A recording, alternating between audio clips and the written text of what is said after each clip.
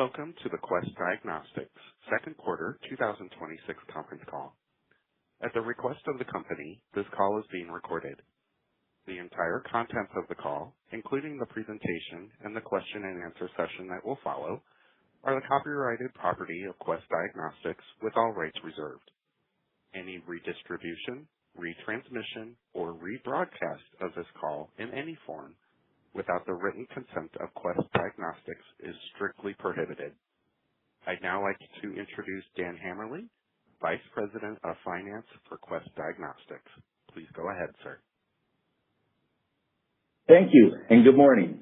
I'm joined by Jim Davis, our Chairman, Chief Executive Officer, and President, and Sam Samad, our Chief Financial Officer. Also joining us is Dominique Chokshi, our new Head of Investor Relations, who joined Quest Diagnostics last week. During this call, we may make forward-looking statements and will discuss non-GAAP measures. We provide a reconciliation of non-GAAP measures to comparable GAAP measures in the tables to our earnings press release. Actual results may differ materially from those projected. Risks and uncertainties that may affect Quest Diagnostics' future results include, but are not limited to, those described in our most recent annual report on Form 10-K and subsequently filed quarterly reports on Form 10-Q and current reports on Form 8-K. For this call, references to reported EPS refer to reported diluted EPS, and references to adjusted EPS refer to adjusted diluted EPS. Growth rates associated with our long-term outlook projections, including consolidated revenue growth from acquisitions, organic revenue growth, and adjusted earnings growth, are compound annual growth rates. Now, here's Jim Davis. Thanks, Dan, and good morning, everyone. Before we get started, I want to welcome Dominique, who brings to Quest a strong record of investor relations and financial management experience from her nearly 2 decades with Merck. I also want to thank Dan for his leadership over the past few months as we completed the hiring process. Dan will continue to work closely with Dominique over the coming weeks as she transitions into this new role. Now, turning to our results. Our strong performance in the second quarter demonstrates focused execution of our strategy to connect people and providers to innovative testing and actionable insights that illuminate paths for better health. In the quarter, we grew revenues by over 10%, driven by broad clinical demand from physicians, hospitals, and consumers, and increased volume from our collaborations with Corewell Health and Fresenius Medical Care. We also grew adjusted diluted earnings per share by over 19%. Our implementation of automation and AI across our business is driving continuous improvements in quality and productivity both in and outside our labs. We are also using advanced technologies to make it easier for our customers to engage with us and draw greater insights from our lab data. With our strategic execution and demographic and technological trends driving sustained demand, we are again raising our guidance for the year. I'll now provide more detail on how we executed our strategy across our key customer channels and operations during the quarter. Quest Diagnostics operates at the center of healthcare, providing insights to make health more proactive, personal, and connected. We deliver solutions that make testing simpler and smarter for our core clinical customers, physicians, and hospitals, as well as for our customers in the higher growth areas of consumer health, life sciences, and data analytics. In the physician channel, we delivered high single-digit revenue growth in the second quarter on broad-based demand for our clinical innovations, new customer wins, and increased business with existing customers. We continue to deliver strong growth in several geographies where we have expanded our reach to physicians through increased health plan access and acquisitions in recent years. We also continue to grow our enterprise accounts, especially in clinical areas where providers value our ability to deliver solutions that serve the growing interest in prevention and wellness. In addition, our collaborations with Fresenius Medical Care continue to support growth in the quarter. Through this relationship, we have fostered new capabilities for serving nephrologists and other providers caring for the nearly 36 million people in the U.S. with chronic kidney disease. Today, we provide a highly comprehensive kidney testing portfolio spanning risk assessment to post-transplant monitoring for providers focused on this growing area of medicine. In the hospital channel, we grew revenues at a double-digit rate during the quarter, primarily from collab solutions with Corewell Health in Michigan. In addition, revenues from reference testing grew versus the first quarter and prior year. Hospitals continue to contend with workforce, financial, and other pressures. As a preferred strategic partner, we empower hospitals to improve quality, expand access to new test innovations, and maximize cost efficiencies and capital allocation. As one example, during the quarter, we formed a new collab agreement with a nonprofit regional health system in California. Through these deep relationships, we have created a strong pipeline of potential collaborations and acquisitions of hospital outreach as well as independent labs. In the consumer health channel, we deliver solutions that enable people to own their health. Wellness is not the absence of sickness. It's health that is proactive, personal, and connected. And we're helping to make wellness possible by illuminating early signals of disease and by making it easier for people and partners to link our biomarker insights with biometrics. We expect to continue to expand our own platform and solutions for partners as interest and investment in preventative health and wellness continues to grow.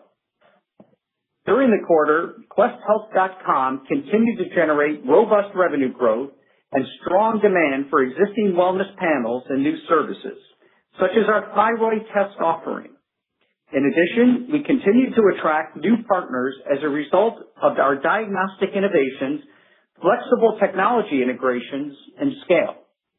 Our customer channels are also growing as we continue to deliver advanced diagnostics in 5 key clinical areas: advanced cardiometabolic and endocrine, autoimmune, brain health, oncology, and women's and reproductive health. During the quarter, we grew revenues by double digits across several of these areas. These include advanced cardiometabolic tests like ApoB and Lp(a), as well as liver fibrosis testing, an area poised for additional growth given new treatments for late-stage liver disease. We also continue to drive strong growth for our analyzer solution, which aids the diagnosis of autoimmune disorders.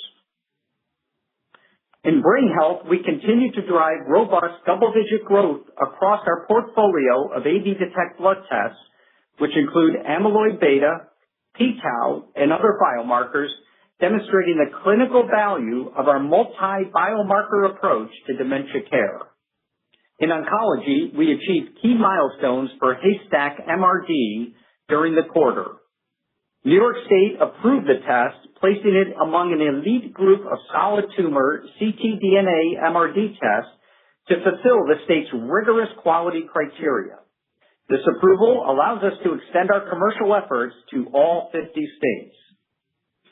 We also became the largest reference lab to extend access to cancer tests such as Haystack MRD through Flatiron Health's OncoEMR molecular profiling integration platform. We began a pilot of the solution with American Oncology Network, a leading community oncology organization, and plan to roll it out to Flatiron's 4,700 clinicians and other providers nationwide later this year. I'd like to turn now to operational excellence. We remain on track to deliver 3% in annual cost savings and productivity improvements through our Invigorate program. We are also making testing simpler and smarter by investing in AI and automation to improve our operations, services, and experiences both in and outside our labs. For instance, in our labs, we recently installed the Hologic Genius digital diagnostic system in 2 more locations following successful implementations at about half a dozen sites over the past year. The system first digitizes a Pap test slide and then uses AI to scan for signs of cervical cancer, helping to improve the quality of the slide review by our medical team. Our front-end specimen processing automation is delivering meaningful gains in productivity, and we look forward to extending the solution to other sites later this year.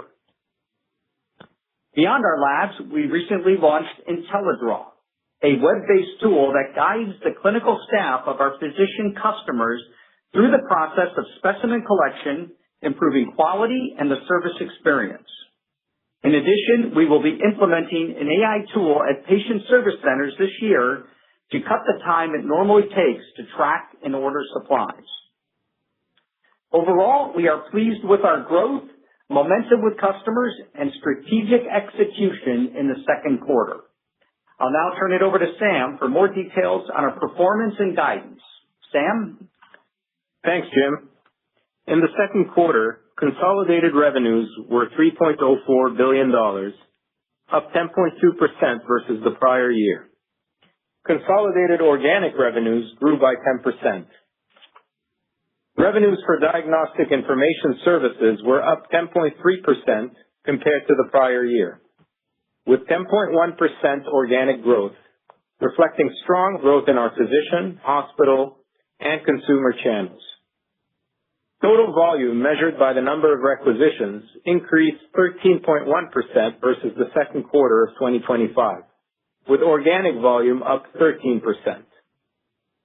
Our Corewell Health and Fresenius Medical Care relationships contributed 9% to volume in the quarter. Excluding these two relationships, volumes grew by 4.1%. As anticipated, total revenue per requisition was down 2.8% versus the prior year due to the Corewell and Fresenius business mix. Adjusting for that business mix, revenue per requisition was up by 2.9% versus prior year, driven primarily by an increase in the number of tests per requisition. Unit price reimbursement remained flat, consistent with our expectations. Reported operating income in the second quarter was $459 million, or 15.1% of revenues, compared to $438 million, or 15.9% of revenues last year. On an adjusted basis, operating income was $502 million, or 16.5% of revenues, compared to $466 million, or 16.9% of revenues last year. The increase in adjusted operating income is largely due to organic revenue growth, partially offset by wage increases. Operating income as a percent of revenues was impacted by investments in Project Nova and the lower operating margin rate associated with the ramp of the Corewell CoLab business. Operating income was also adversely impacted by higher supplemental deferred compensation expenses. The total of all three drivers amounted to a 70 basis point reduction of operating income as a percent of revenues. Reported EPS was $2.84 in the quarter, compared to $2.47 a year ago. Adjusted EPS was $3.12 versus $2.62 the prior year. The improvement in EPS in the second quarter was largely driven by strong organic operating performance, as well as the favorable resolution of various tax contingencies, which contributed 10 cents of EPS in the quarter. As previously indicated, adjusted EPS grew by 19.1%, and excluding the one-time tax benefit, grew by 15.3%. Cash from operations was $875 million year-to-date through the second quarter versus $858 million in the prior year. This year-over-year increase is the result of higher operating income in the current year, largely offset by a one-time CARES Act tax credit a year ago. Turning now to our updated full year 2026 guidance. With our strong first half performance and continued momentum, we are raising our full-year revenue and EPS estimates. We now expect revenues to be between $11.95 billion and $12.05 billion, reflecting a growth rate of 8.3% to 9.2%. Reported EPS to be in a range of $9.97 to $10.17, and adjusted EPS in a range of $11.05 to $11.25. Cash from operations to be approximately $1.8 billion and capital expenditures to be approximately $550 million. Our 2026 full-year guidance reflects the following considerations. The revenue guide does not include any contribution from prospective M&A. NOVA expenses are unchanged for the full year, but we anticipate increased spend in the second half of the year compared to prior expectations. Higher fuel costs in the second half of 2026 versus prior expectations. Operating margin is expected to expand versus the prior year. Share count is expected to be slightly below 2025. Interest expense to be consistent with 2025, and adjusted effective tax rate is now expected to be consistent with 2025. With that, I'll now turn it back to Jim. Thanks, Sam. In summary, during the quarter, we generated robust top and bottom line growth on focused execution of our strategy and sustained demand across physicians, hospitals, and consumers. Revenues increased by over 10%, almost all from organic revenues, while adjusted diluted EPS grew by over 19%. Given our growth momentum and continued interest in our lab insights, we are again raising our guidance for the full year. As we head into the back half of the year, we remain focused on our strategy to connect people and providers to innovative testing and actionable insights that illuminate paths for better health. I'm going to close by thanking my colleagues across Quest who enable those insights with care and commitment every day. Now we'd be happy to take your questions. Operator? Thank you. We will now open it up to questions. At the request of the company, we ask that you please limit yourself to one question. If you have additional questions, we ask that you please fall back in the queue. To be placed in the queue, please press star 1 from your phone. To withdraw, press star 2. Again, to ask, please press star 1. Our first question will come from Erin Wright of Morgan Stanley. Your line is open. Great, thanks. I think you mentioned in your prepared remarks double-digit growth across the hospital channel. I'm just curious what you're seeing across that channel right now, how those relationships are progressing, and just given some of the headwinds, whether it's reimbursement or otherwise, across the hospital segment, I guess, are you seeing a building hospital deal pipeline, and how do some of those relationships work? How do we think about bad debt exposure, that kind of stuff when we think about your co-lab relationships on that front. But anything to call out on the hospital side from a utilization standpoint would be great. Thanks. Sure. Thanks, Erin, and good morning. So when we look at our hospital business, as you know, we look at it in two pieces. One is our pure reference business, and the second is our co-lab business. Now, in total, that portfolio was up significantly, driven primarily by the core Well Health relationship. But let me give you a couple of the pieces underneath. Our core reference business, which is hospital labs referring work out to Quest Diagnostics, the revenue growth was mid-single digits, and actually the volume growth slightly higher than that. So we are seeing no slowdown at all from reference testing coming to Quest Diagnostics. Now, if we look at our co-lab business, ex-Corewell, and we just look at same-store sales year over year, we see, again, mid-single-digit growth in that book of business. So we're not seeing any slowdown in our hospital business, whether it's co-lab or reference. You mentioned bad debt. That is not a concern with hospitals or any of our client bills. We're not seeing any bad debt trends at all. We mentioned in the prepared remarks that we took on one new relationship with a regional hospital in California, supply chain relationship, and the opportunities as we look into our funnel and look out for the rest of the year look good. Great. Operator, next question. The next question will come from Lisa Gill with JP Morgan. Your line is open. Thanks very much, and thanks for taking the question. Previously, you had 30 basis points of a headwind because of changes in ACA and Medicaid.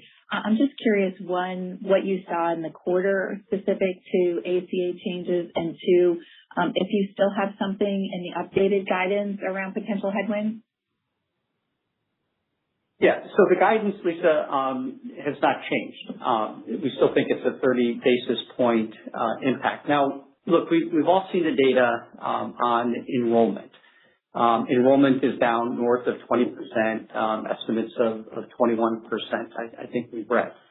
But that's not translating into our business. So what we do see is the following. We see a rec volume growth that's down around 8%. However, the tests per rec are up 6%. So we see fewer recs, but we're getting more tests per rec. Now, why is that? Because I think the common wisdom is prevailing here, that the healthier people dropped off, the sicker people remained. So what we see is a book of business that is only down 2% from a test standpoint, and quite frankly, it's flattish from a revenue standpoint because the mix of tests, the tests per rec, and a little bit of payer mix is keeping our revenue from the exchange relatively flat. Now, could it get worse in the back half of the year? Maybe. But at this point, we're not seeing a major impact on our business. So Lisa, just to reaffirm what Jim said, in terms of our guidance for the year, we're still assuming for the full year that there's a 30 basis point impact on revenue from the ACA exchange subsidy expiration. Great. Operator, next question. The next question will come from Michael Cherney of Leerink Partners. Your line is open. Good morning, and thanks for taking the question. Maybe if I can just jump into the back half assumed margins. You talked about year-over-year margin improvement. That means that the second half margins, just based on year-to-date math, have to be a bit better. When we square together the timing of the NOVA expenses and the gas price increases, can you give us the offsets that help build towards that second half margin ramp embedded in getting you year-over-year margin expansion? Thank you. Yeah, for sure, Michael. So, first let me talk a little bit about Q2, and then I'll talk about the second half. Again, to reconfirm in terms of Q2, our operating margin was 16.5%, was down 40 basis points from the same quarter last year. Now, that was impacted by, I would say, three key things that I think we need to keep in mind. One is NOVA, which was probably about 20 basis points of that. You've got also the impact of Corewell and Fresenius, which is about 30 basis points. And then you've got SDCP, so supplemental deferred compensation plans, which is how we value this plan, these investments that we have. We essentially mark to market them. And, that was a 20 basis point impact on the quarter. So if you put all those together, that was a 70 basis point impact. Now, as we look forward for the rest of the year, yes, we are still expecting for the full year that we are going to be up in terms of operating margin. So what are the things that change? We do have, in the back half of the year on the headwind side, we have fuel costs, as you said. Right now, we're expecting the fuel cost impact for the year to be at the high end of the range that we previously gave, which is equivalent to close to about $10 million. We're expecting NOVA expenses in the second half to be about 70% of the full year. Previously, we had said about 60%, so we've changed that expectation a bit. But the things that are offsetting that are two key things. Number one, continued growth in volumes and continued strength of volumes. Number two is we lap Corewell and Fresenius in Q4 of the second half. So, you see less of a dilutive impact from Corewell and Fresenius in the second half on our total operating margin. So, again, still expecting operating margins to be up for the full year versus prior year. Great. Operator, next question. The next question will come from Michael Ryskin of Bank of America. Please go ahead, sir. Thank you for taking my question. This is Luan from Michael. I just wanted to go back to the Corewell relationship. Anything, like any changes in the full year revenue guide? Is it still the same versus prior quarter? And then also wanted to double-click on the pricing. It does seem a little bit worse than Q1, but you only have kind of 2% sequential increase in volume. Just wanted to double-check on that and then kind of the impact to the margin in the second half. Thank you. Yeah. So thank you for the question. This is Sam. So with regards to Corewell, still in line with what we had said at the beginning of the year, which is basically that it's a $250 million positive impact on our revenues this year in total. So it's largely playing as expected. I would say the margin rate, which we had said is going to be in the low single digits, improving to mid-single digits, is still largely playing out as we expected. So really no meaningful change in terms of our expectations from Corewell. The deal is going, or the collab relationship right now is going really well. We anticipate to scale this up to a JV next year as we build the lab in Michigan, and we look to launch that JV in early next year.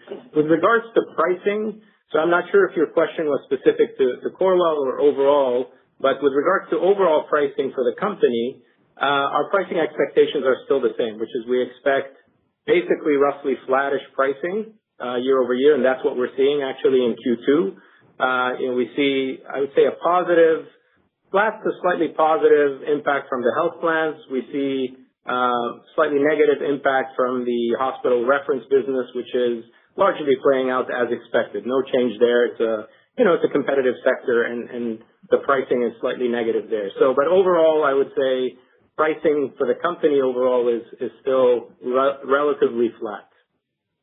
The other thing you didn't ask, but it came up in the prior question, the Fresenius book of business is a significant revenue increase year over year as well, close to $100 million. And the margin profile of that business continues to improve from Q1 to Q2 to Q3 and into Q4. So that is also giving us lift from an operating margin perspective in the second half of the year. Great. Thank you. Operator, next question. The next question will come from Ann Hynes of Mizuho Securities. Please go ahead with your question.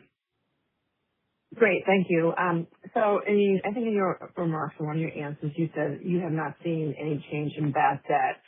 Obviously, one of the big hospital companies pre-announced, and most of that was just an increase in bad debt.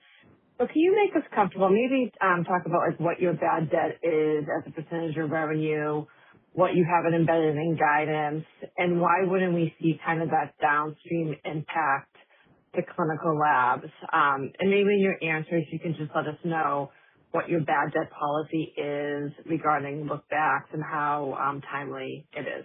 Thank you. Yeah, thank you, Ann. So this is Sam. I would say to re-emphasize or reconfirm what Jim said earlier, we are not seeing any meaningful change in terms of bad debt. Okay, bad debt is still very much in line with our expectations, with what we were seeing last year and in previous periods. So I know the hospitals have talked about some challenges there, but we have really not seen any meaningful impact for us. We track, obviously, hospital collections very closely. We make sure that, we are on top of those. And in fact, we have not seen any deterioration in terms of the rate of collections or the timing of collections from hospitals. We track those really on a very, very diligently every quarter. In terms of, I'd say the one thing that we also look at is patient concessions, which we track closely as well to see if there's any deterioration in terms of our ability to collect from patients for, copay, for, amounts that patients owe us. And usually that hovers around, I would say, 5% or so of revenues. And that, in fact, has also not seen any material or any deterioration at all. In fact, it's slightly improved this quarter versus last year, same quarter. So, both in terms of bad debts, which we track really closely and we manage very closely, and in terms of patient concessions, we are not seeing any adverse impact of both of those. And you asked on, what our policies are. With respect to patient concessions, first of all, we have a sliding scale for people that are at the poverty, below the poverty, slightly above the poverty line. Second is, after time, we do turn the receivables over to collections agencies, and we have some success with that. The last thing I would tell you is that when a patient comes back into our patient service center, if they owe us a significant amount of money, we actually require them to pay up before we provide that next service. So we have pretty tight controls over patient balances, and I think we manage it very effectively. Okay. Operator, next question. Thank you. The next question will come from Luke Sergott of Barclays. Your line is open. Hi guys, this is Anna Kazensky on for Luke. Thank you for taking our questions and congrats on the quarter. I was wondering if you could talk about help us understand why DSOs are up again both year-over-year and sequentially in the quarter. Thanks again. Yeah, so there's a couple of reasons for that. One is minor, which is technical around the number of deposit days that we had in the quarter, which is really just a technical item, doesn't have anything to do with performance of receivables. The other one has to do with mix, our business mix. As we see some of our client bill portion of the business, specifically our consumer business as well, increase, and it's increasing quite robustly, those have higher DSOs and higher collection or longer collection periods than our health plan reimbursed business, our third-party payer business. So really this has just to do with a business mix nuance in that in our revenues overall. Operator, next question. The next question will come from Tycho Peterson of Jefferies. Your line is open. Hey team, this is Noah on for Tycho. Wanted to ask about PAMA as we get closer to the next phase of implementation here. How are you thinking about the potential reimbursement outcomes and what actions can you take to offset potential future reimbursement risk? Thanks. Yeah, so thanks for the question. So look, at this point, there's three possible outcomes on PAMA. I think, as you know, the first is there's a current data collection process going on by CMS, and that data collection process ends on July 30th. We expect to hear something, let's say, late September, early August. Now, at this point, we don't have any idea on how many of the 10,000 labs are going to report the data. What we do know last time is that only 1% of the labs submitted data. But if that process continues on, there could be new rates that are implemented by CMS effective January 1st. The second outcome is we get the Results Act passed. The bill, the Results Act, that was introduced last September of 25. It has incredibly strong bipartisan support. Over 115 co-sponsors have signed on. In addition, there's 60-ish patient and consumer-based organizations that are endorsing the bill. There's been one successful hearing in the House Energy and Commerce Committee, but it still needs to go through a markup process. It has to be scored by CBO, and CMS needs to do their own tech assessment of that. No matter what, we are going to continue to push for the Results Act. Even if CMS does go ahead and implement new rates, we will still push for the Results Act because we believe it's a better and fair way of collecting the data and collect some of the flaws under that original process. As you know, as part of the Results Act, we've advocated for a third-party group that collects adjudicated claims across the industry, and we believe it's a much more effective, higher quality, and more efficient way to arrive at what is the market price for lab data. The third possible outcome is if results is not passed, we will again push for another delay. As you know, there's been 6 delays now. Congress has acknowledged that the original PAMA cuts were not sustainable. The original estimates on those cuts, by the way, provided by CBO, was on the order of $2.5 billion in savings over 10 years. But the first 3 cuts that were executed in 18, 19, and 20 actually saved the government $4 billion over a 3-year period. So there's acknowledgement that the process as originally designed did not work as intended. And so if we don't get results done, this year, we will push, obviously, for another delay. Great. Operator, next question. The next question will come from Elizabeth Anderson of Evercore ISI. Please go ahead. Hi, guys. Good morning.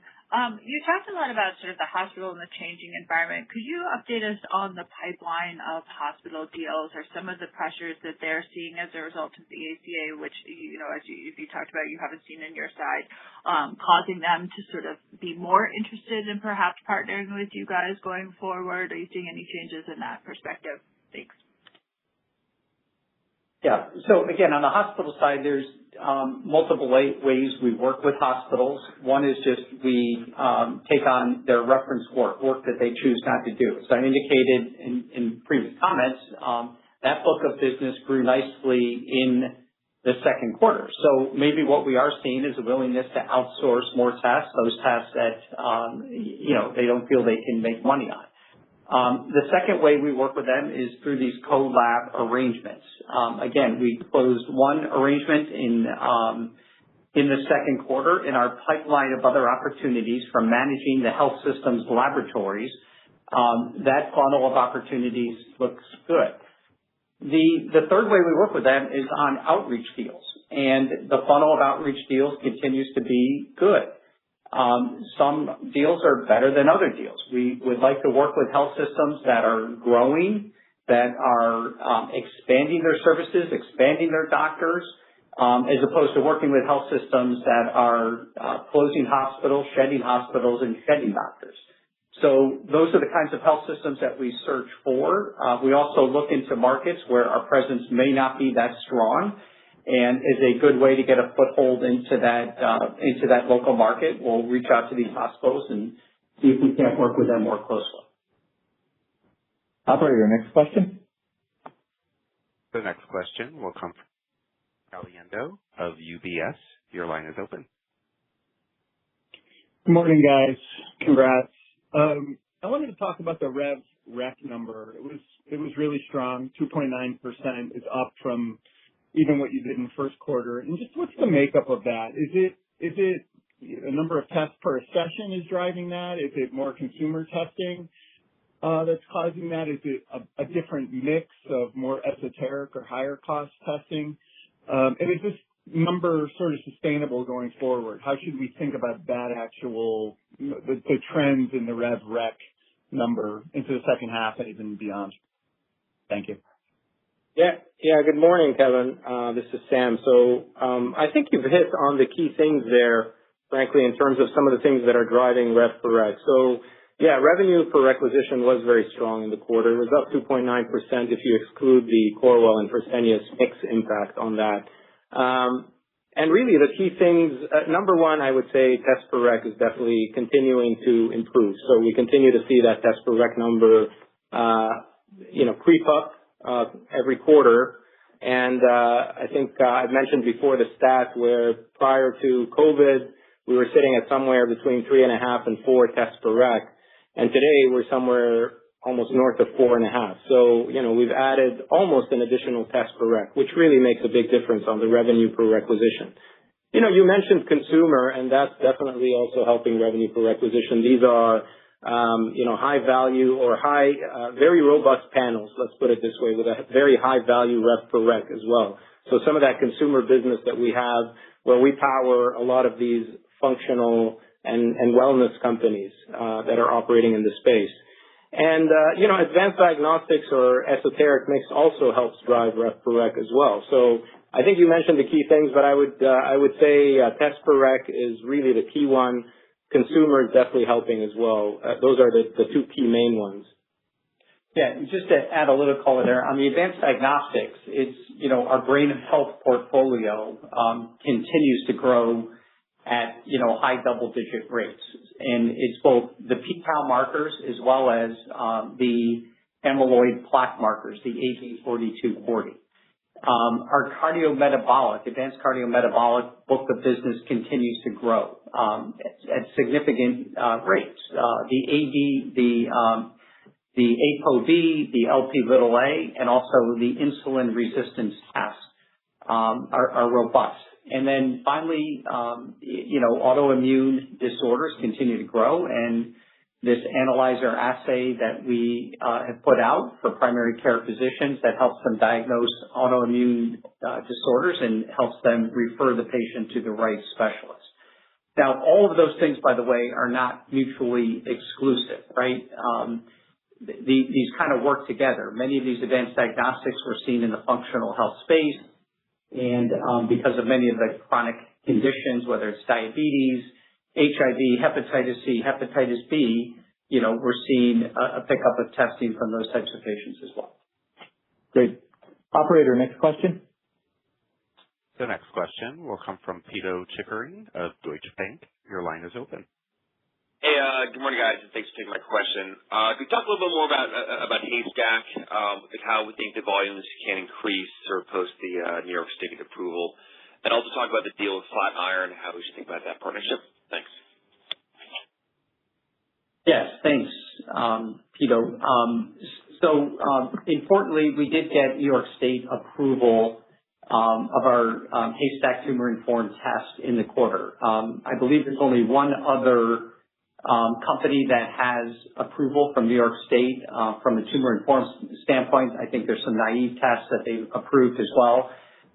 But look, the New York State approval process is very, very rigorous. So we believe it sends a strong signal about the quality and efficacy of the assay that we have. New York is also, as you know, an important market from a cancer standpoint. You have Memorial Sloan Kettering, you have Cornell Hospital, Roswell in Buffalo, leading cancer hospital, and Strong Memorial, the upstate institutions. So a lot of big cancer institutions in New York that this will open us up to. So we feel good about that. The Flatiron relationship is significant. It just provides ease of ordering to a large group of, medical oncologists across the country. So we're now integrated into Epicora. We're now integrated into Flatiron. We have our own portal as well. And these are all things that just make ordering and tracking of test results simpler and easier for clinicians.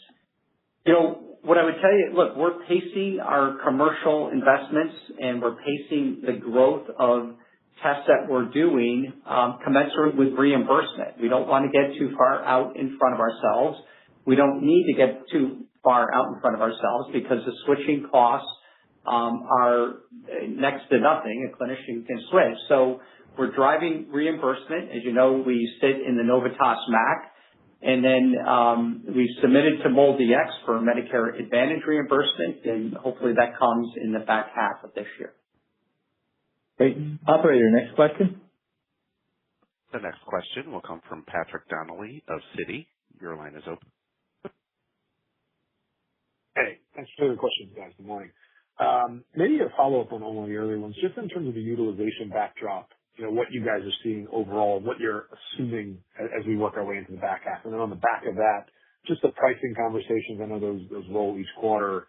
Any changes in terms of the tone from the payer side as you guys have those pricing discussions? Thank you. Yeah, thanks. So again, the utilization remains strong. So if we look at the primary segments in the business, we talked about hospital systems, our reference book of business, mid-single digit growth, our core physician business, so ex-consumer, ex-all the wellness, our core consumer business also is getting growth in the high single digits, both volume and revenue. And then finally, our consumer business, last year we sized the entirety of that consumer business, both direct and indirect, at about $250 million. We said it would grow in 2027 somewhere between 20 and 30%.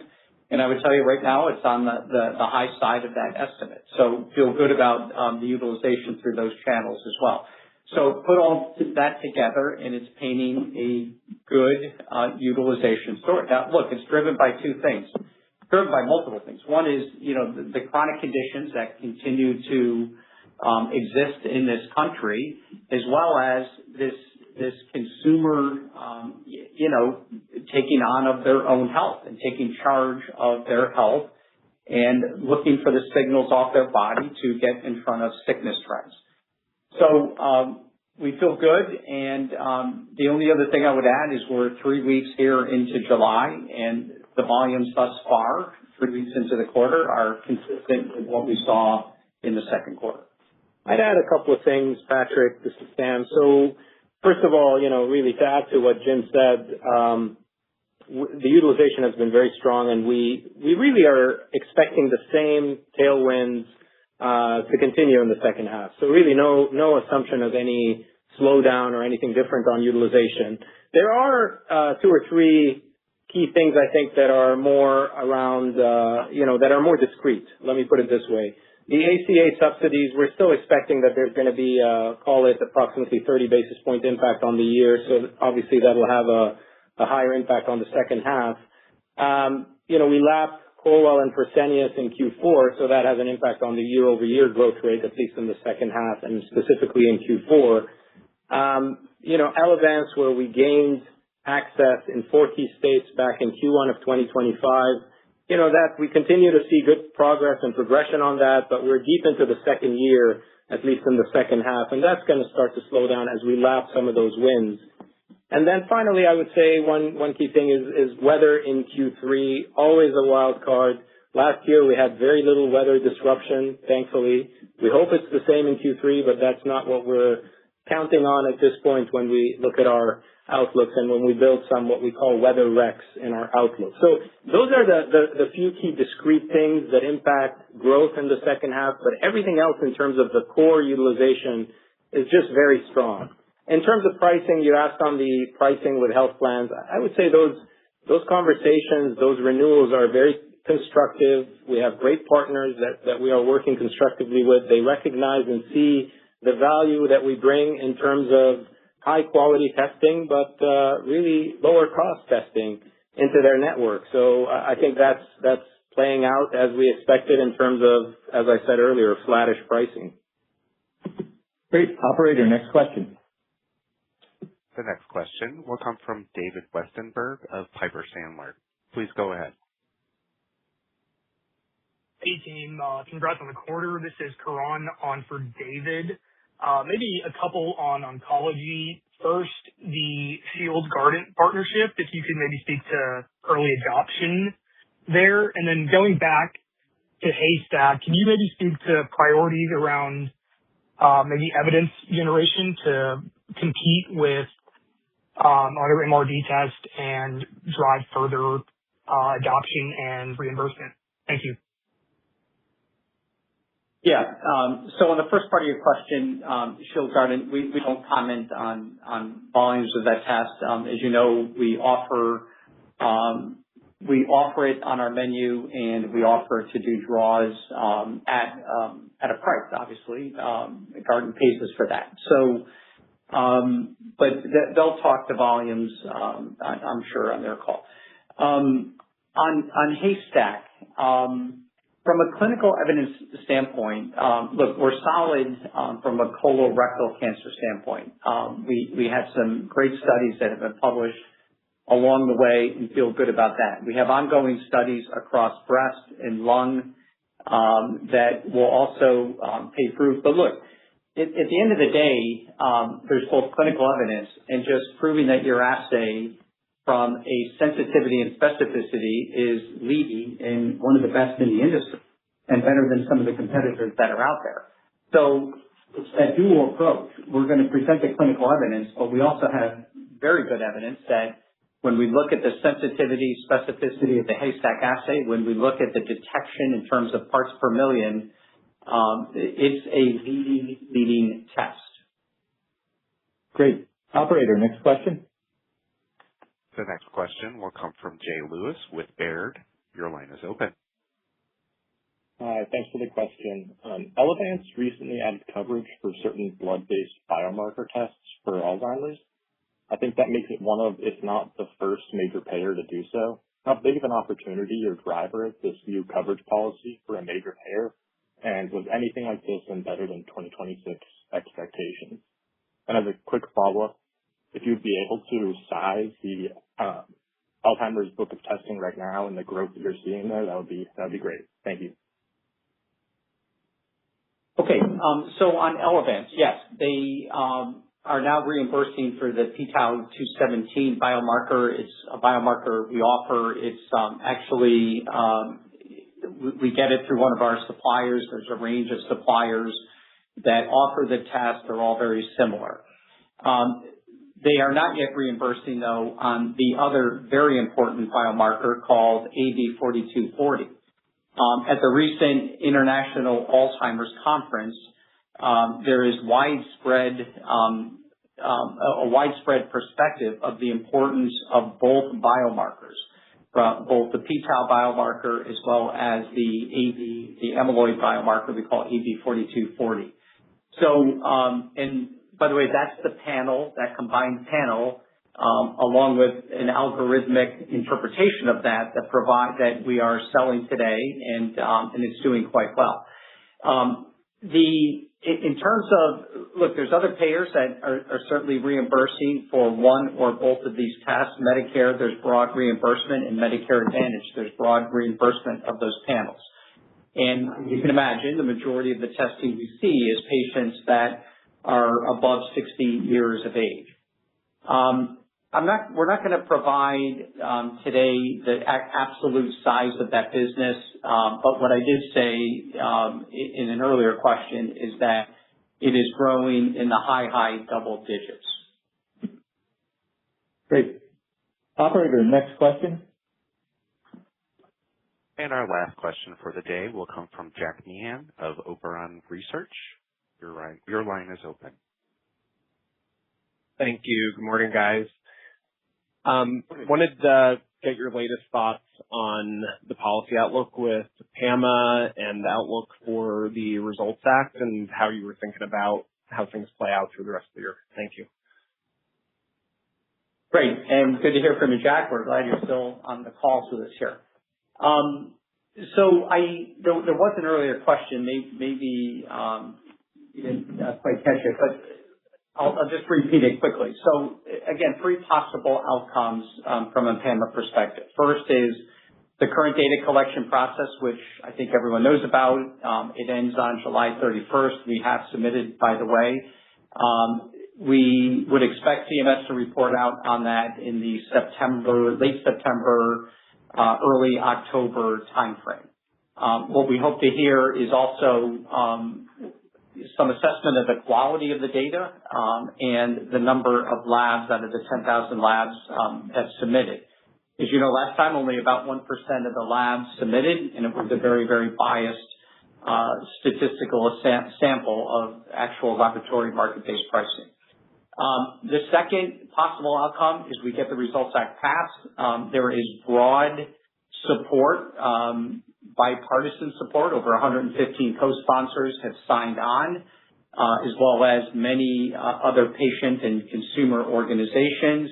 There's been a hearing with the House Energy and Commerce that was viewed as favorable. And as you know, as part of the Results Act, what we've put forward, or what our trade association and others have put forward, is that there's a third party used to provide a really good, robust statistical sample of all the adjudicated claims in the industry. If the Results Act is passed, by the way, rates stay flat for 27 and 28 would be a data collection of the 2027 data, and new rates would go into effect in 2029 with a cap of no more than 5% cuts per year. And then the third possible outcome, if we can't get results through this year, is another delay. And as you know, there's been 6 delays. Why? Because Congress has acknowledged that the PAMA cuts were not sustainable and the process didn't come out as intended. So those are the possible outcomes. Under any scenario, we push for results. Even if CMS was to set new rates based on this data collection process that's going on, we'll still push for results. We're never going to give up on that because we think that is the best approach to figuring out what the actual market rates are for laboratory testing. Okay. Great. Operator, thank you. This is our last question. Mark. Okay, thank you everyone for joining in today. We certainly appreciate the continued support. We'll see some of you soon, and thank you and have a great day. Thank you for participating in the Quest Diagnostics second quarter 2000 conference call. A transcript of prepared remarks on this call will be posted later today on Quest Diagnostics website at www.diagnostics.com. A replay of the call may be accessed online at www.questdiagnostics.com/investor or by phone at 866-388-5361 for domestic callers or 203-369-0416 for international callers. Telephone replays will be available from approximately 10:30 a.m. Eastern Time on July 23, 2026 until midnight Eastern Time on August 6, 2026. Thank you and goodbye.